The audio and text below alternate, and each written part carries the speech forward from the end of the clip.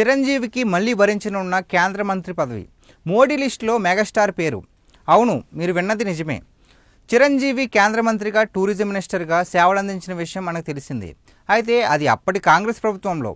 మరలా ఇప్పుడు మోడీ ప్రభుత్వంలో కేంద్ర కేబినెట్లోకి చిరంజీవిని తీసుకోవాలని మోడీ నిర్ణయం తీసుకున్నట్లు సమాచారం. జూలై 14న ఖాళీ అయిన స్థానాలను జనవరి 14 లోపు పూరించాలి. అయితే ఇందులో ఒక స్థానానికి మెగాస్టార్ చిరంజీవి గారి పేరు కేంద్ర ప్రభుత్వ పరిశీలనలో ఉన్నట్లు సమాచారం. గతంలో చిరంజీవి ప్రజారాజ్యం పార్టీ పెట్టి పాలకొల్లు, తిరుపతి శాసనసభ నియోజకవర్గాల నుంచి పోటీ చేయగా తిరుపతి నుంచి గెలిచి పాలకొల్లులో ఓడిపోయారు. తన పార్టీ ప్రజారాజ్యాన్ని కాంగ్రెస్ పార్టీలో విలీనం చేసి కాంగ్రెస్ పార్టీ ద్వారా రాజ్యసభ సభ్యత్వాన్ని పొంది కేంద్ర పర్యాటక మంత్రిగా స్వతంత్ర హోదాలో విధులు నిర్వర్తించారు చిరంజీవి.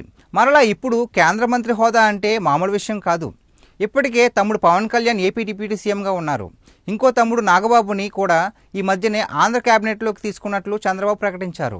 ఇక చిరంజీవికి కూడా కేంద్ర మంత్రి పదవి ఇస్తే మెగా ఫ్యామిలీలో ముగ్గురు ఒకే సమయంలో మినిస్టర్లుగా చేసిన ఘనత దక్కుతుంది. అటు కేంద్రంలోనూ ఇటు ఆంధ్రాలోనూ చక్రం తిప్పి కూటమి ప్రభుత్వం ఏర్పాటులో కీలక పాత్ర పోషించిన పవన్ కళ్యాణ్ వల్లే ఇదంతా సాధ్యమవుతుందని మనందరికీ తెలిసింది. మహారాష్ట్ర ఎన్నికల్లో ప్రచారం చేసిన పవన్ కళ్యాణ్ రేపు రాబోయే ఢిల్లీ ఎన్నికల్లో కూడా పవన్ కళ్యాణ్ ప్రచారం చేయనున్నారని సమాచారం.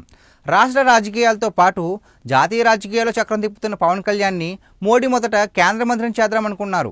కానీ పవన్ కళ్యాణ్ డిప్యూటీ సీఎంగా ఉండాలని నిర్ణయం తీసుకున్నారు. అయితే ఇప్పుడు కేంద్ర మంత్రిగా చిరంజీవి పేరుని మోడీ సూచించడానికి అన్ని అర్హతలు ఉన్నవాడే చిరంజీవి. మరి చిరంజీవికి ఏ శాఖ ఇస్తారన్నదే ఇంకా సమాచారం లేదు. సెంట్రల్ టూరిజం మినిస్టర్గా పనిచేసిన చిరంజీవి చాలా ప్రదేశాలు డెవలప్ చేశారనే మంచి పేరే ఉంది.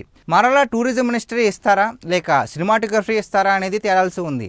ఏదైతేనేం mega family, mega ministers, mega stars సినిమాల్లోనూ రాజకీయాల్లోనూ మెగా విజయాలు సొంతం చేసుకుంటున్నారు.